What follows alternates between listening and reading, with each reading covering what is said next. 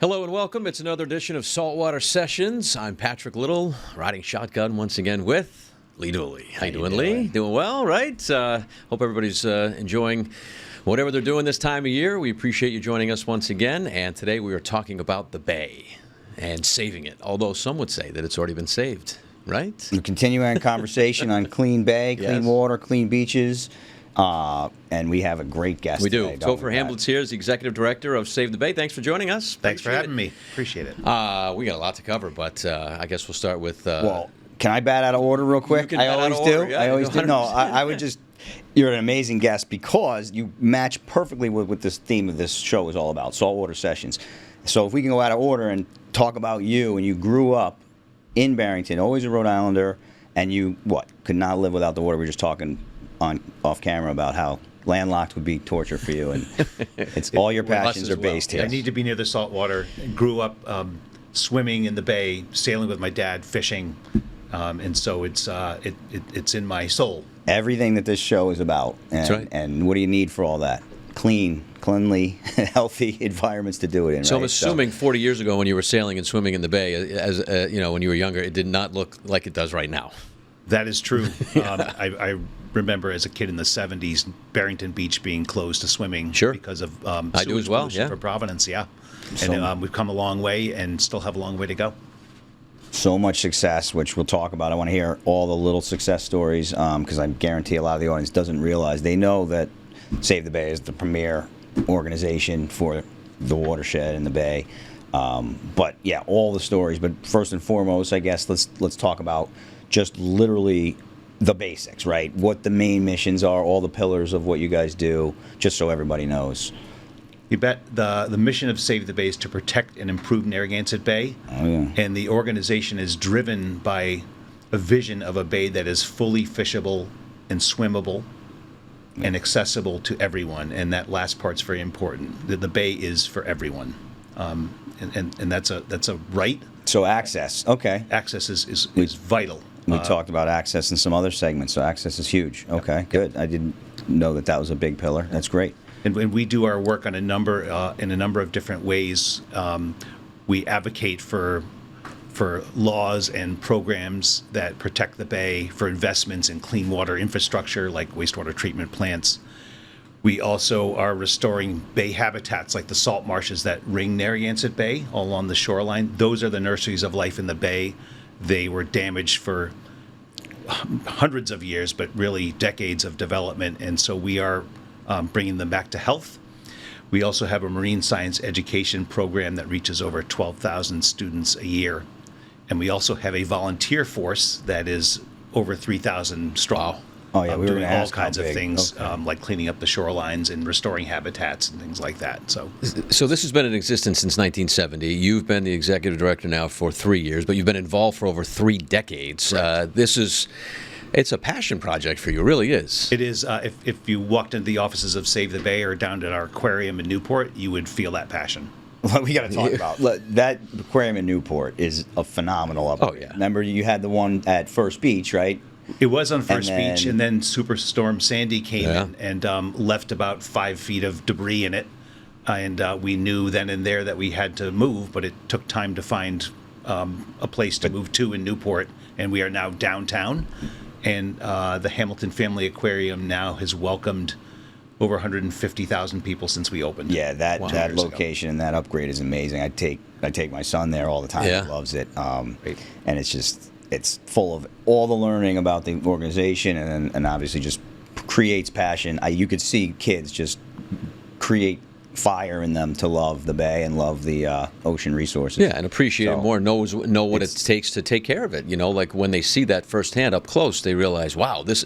you see the water, you're like, wow, that's great. You grow up around it. Oh, that's wonderful. But they don't realize sometimes what's in there. Right. How much goes into keeping it clean and sustainable. I learn more about the bay every time I go in there. And the whole vision behind the aquarium was to actually support the mission of the organization. It wasn't built just to be a cool place. It is a cool place. Both. But the idea is to connect people with the bay in new and exciting ways, and hopefully they'll get involved in protecting it. That's why we educate students as well, right, in marine science, to connect them to it and hopefully inspire them to get involved. Yeah, so talk about that a tiny bit more. Yeah. Students, like exactly the education programs. When you say students, what are you involved with there specifically? Students K through 12. Okay. We bring them to our classrooms at our Bay Center in Providence. Okay. We go into their classrooms in their schools, and we also take them out on the water on our 3 vessels. And they actually drag nets, pull up marine I've life, seen that, measure it, yeah. hold it. We have seen that. And really learn about it. We also take them along the shorelines of Narragansett Bay to explore those salt marshes and learn about how important they are to the bay's health.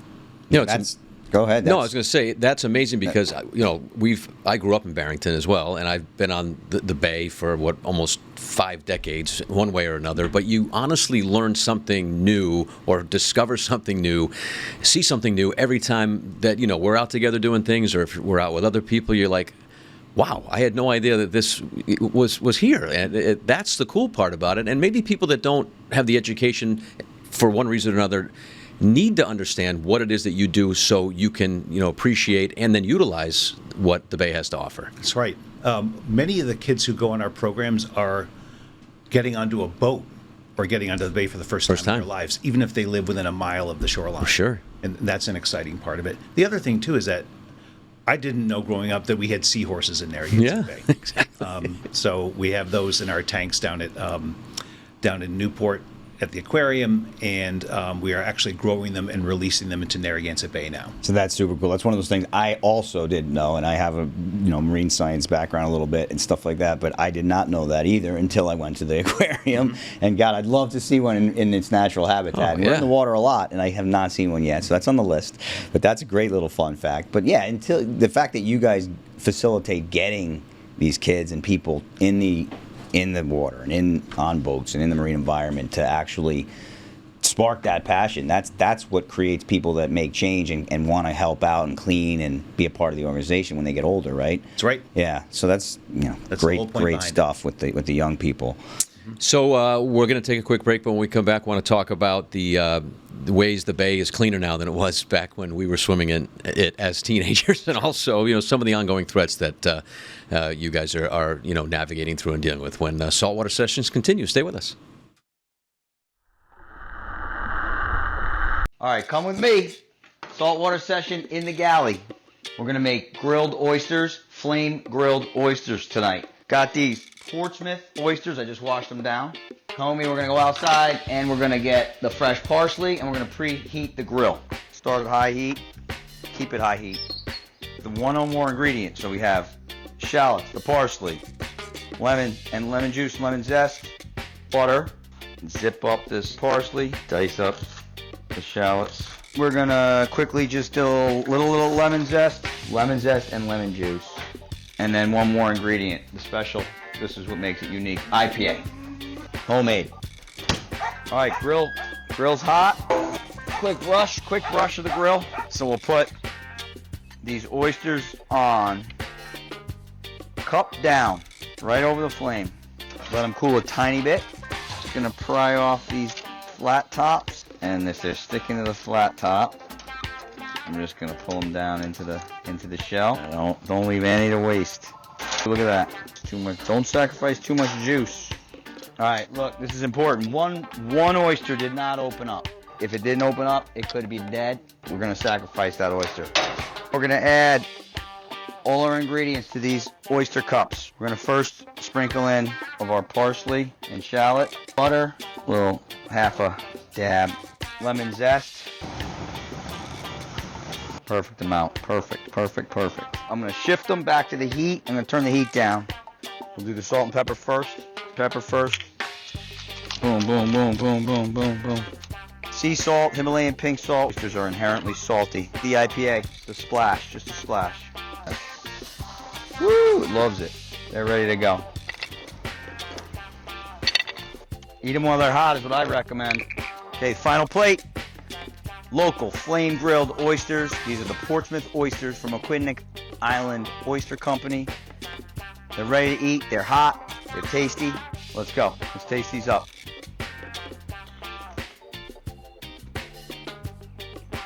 Amazing. For the recipe, WPRi.com/saltwater sessions. This is Isabella DiFrancesco from the Surfrider Foundation, and you're watching Saltwater Sessions on WPRi 12+. It's the pump. Let's get juiced from boats to fleets to your own front stoop. Why wait in line at the pump? Juiced fuel delivers gas and diesel straight to your boat, your fleet, your driveway, on your schedule. Ditch the pump. Let's get juiced. The Rhode Island Breakers' debut season in the Sport Fishing Championship has been a success on and off the water, with the state-of-the-art fishing simulators touring locations up and down the East Coast. Follow our social media for when the Breakers are coming to your town.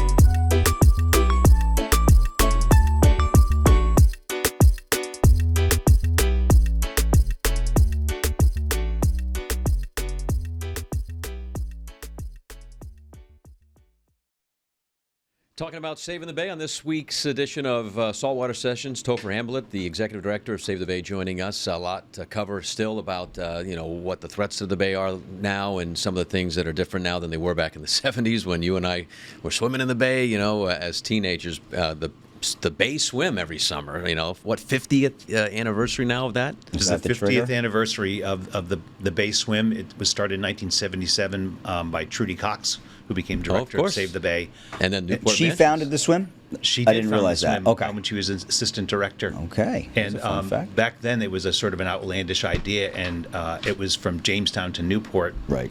What's very interesting is that there are people who, as kids, were a part of that, who are still involved in the swim. Wow. They remember people coming out of the water covered in oil and tar balls and things like that Wow. in Newport. Yeah. And Trudy decided to hold an event to raise awareness about the need to continue to press for cleaner water. So who wants to go that swimming was and the be coming out covered in tar? I need you right now because we Yes. want to make a point here. That's right. Is there about It quickly, I think after that first one, it was such a profoundly impactful event on the Sure. people who did it. It was decided very quickly to turn into a fundraiser, and it has become our biggest single fundraiser every year now. So last year we raised about $300,000 for our programs. So that was the founding moment of Save the Bay. That was the founding event. moment of the swim. Of the swim. The founding Okay, moment of Save the Bay was it was founded in 1970, but that came out of a battle in Tiverton. Right. There I was a remember this. proposal to build a major oil refinery on Okay. the shores of Tiverton, and a handful of citizens questioned the wisdom of doing that, and the more they learned, the more concerned they got, and they ended up forming a group called Save Our Community to oppose it. That was and the founding of they defeated it by one vote at the Wow. Tiverton Town Council. One. And they saw what was coming, though, which was a slew of proposals to build liquid natural gas terminals on Prudence Island, other oil terminals. Can you There was imagine? Oh, they man. saw all that coming, so they formed Save the Bay to fend off this push to industrialize the bay, but also to really start cleaning up all the pollution and the damage that had been done over a couple centuries. So back then, again, Patrick, when we were kids, it was, the bay was experiencing raw sewage discharges frequently, industrial pollution. The rivers that feed the bay were running different colors depending on what dyes were being dumped into them. It was a mess. And the folks who started Save Our Community and then founded Save the Bay went at it, and we've been at it ever since. I mean, think about that. One vote changed the entire landscape of Narragansett Bay. It did. And because that oil refinery would be like, if folks are familiar with like the Boathouse Restaurant is in Tiverton and all those homes above the Boathouse Restaurant. Imagine like a Texas-sized oil refinery right there up on that hill. And then some on Prudence Island. And then maybe some in Jamestown. It would have changed the whole landscape. Yeah, Wow. the bay would have become like the port of New York, New Jersey. Yeah, once it's open once, then it's just cascades, right? Yeah. It just That's keeps right. going. And the folks who founded this, they were not anti-business, anti-industry. They just wanted to, help the bay get healthy and stay healthy. All the work we do is we stand on their shoulders. They were visionary and they were hardworking, and we continue to do that to this day. So fast forward to today. So the balance between advocating at the town level, like for Tiverton, any towns that develop and developments up the bay, the tributaries, versus the national picture for the clean water. What's the balance of Save the Bay's involvement on those two different? I would say the vast majority of the work we do is spread across local communities and the Rhode Island State House. Okay. And we do a little bit of work in Massachusetts, but not as much. Our watershed extends up to Worcester and to Brockton. Sure. Wow. So it's a lot of territory. It's a 1,700 square mile area that we are responsible for.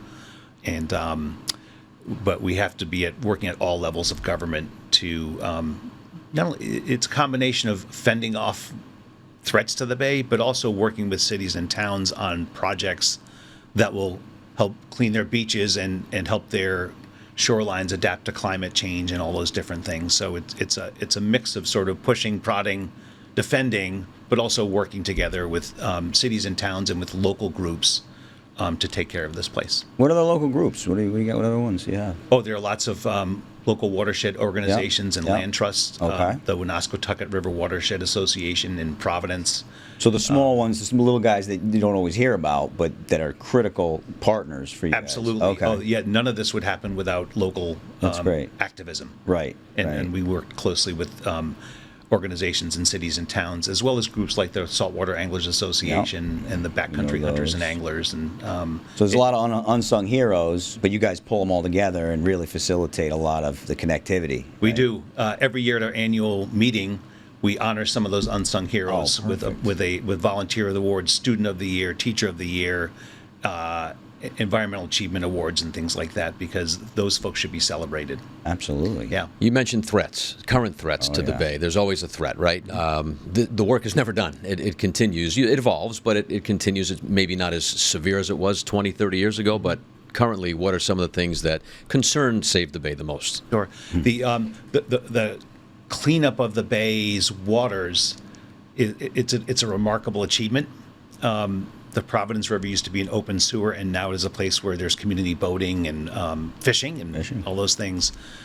But this spring, we were reminded of how sort of tenuous all that project is. We had 2 discharges of raw sewage into the bay, one in Mount Hope Bay and one in the Providence River. The city of East Providence wastewater treatment plant system had a main break, and that dumped 800,000 gallons of untreated sewage into the Providence River and Upper Bay. So we have to keep pressing for investments and for upgrades and maintenance of those systems, as well as public notice of when those things happen. There was not adequate public notice for the folks using the bay when those spills happened. And If you're fishing or digging for clams, you should not be doing that. oh yeah, the day, without anyone knowing about it, the day that the couple of days after that spill happened in East Providence, people were crabbing for bait along the shore and fishing from the shore and out on the water, and kids were sailing on the bay, and no one knew about it. So luckily, or not luckily, but we met with DEM and the Department of Health to begin working on some kind of real-time notice system, like you get on your phone when there's a weather alert. We should know that. The larger issue, though, Patrick, is climate change. So climate change is warming the waters of the bay, and the composition of species is changing rapidly. Oh, yeah. Because of sea rise and more severe storms, the shoreline is changing rapidly, and so we are losing some salt marshes, which are now drowning under rising waters. Wow. And the big issue that is alarming today is a response to this is coastal property owners building walls out of stone and concrete to protect their property. And the problem is that has unintended consequences. So if you build a wall in front of your house on the shoreline, the erosion that you're trying to prevent from affecting your property is going next door. is going on either side, is getting worse on either side of that wall. And when people start building walls like that, we're losing shoreline habitats. We're also losing access. Right. So under our Constitution in Rhode Island, we have a right to walk along the shore and enjoy what are called the privileges of the shore.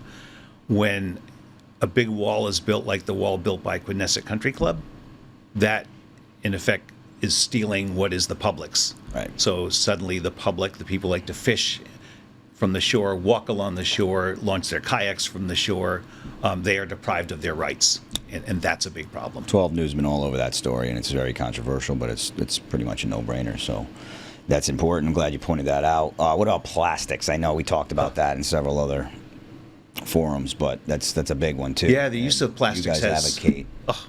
It is. We do coastal cleanups year round, and we do the International Coastal Cleanup for Rhode Island every fall, and plastics are the number one item that we find. And cigarette butts contain plastics. You might not think so, but we find tens of thousands of those every year. Plastic bottles are left on the shore, and those decompose over time and into what are called microplastics. So that is a worsening problem. The use of bottles and things like that has been on the increase. We are trying to get past a bottle deposit bill in Rhode Island, which we think is like the single most important step that can be taken to reduce plastics pollution on the shoreline.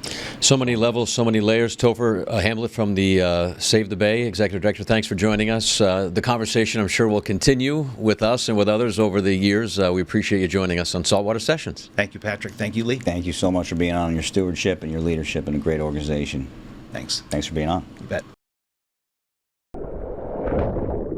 All right, remember, Saltwater Sessions, this show is not just about what Pat and I are doing on and around the water. It is about you, the viewers, and everybody in Rhode Island that loves the water and the beach and everything coastal-related lifestyles. Audience participation, we want to see what you're doing. SaltwaterSessions.tv, you can go, you can watch the shows if you dive in, or you can tell us. You click on either one, you're going to get to the same page on WPRi.com/Saltwater Sessions, and we would like to hear from you. What do you want to see on the show? Do you want more of the people we interview, more places, pursuits, the ocean, bay, and beach, or even food, drink, and cooking, which is the #1, Pat? Yeah, it's in the lead. Or we just mix it up and do all of it, and then you'll hear from our sponsor, Juiced Fuel. This is where we want you to submit your pictures, your videos, your saltwater life moments. And when you do that, we'll show them on the show when we can, right, in the segment? That's right. We want to see what you're doing, like we said, and there's a bunch of pictures that folks have already sent in, including we've got the mobile option. You got Mitch from Providence submitting a beautiful spring stripe. FOMO right there. That's a good one, yeah. And it's all sponsored by Juiced Fuel, which is fuel for your car, boat, or fleet.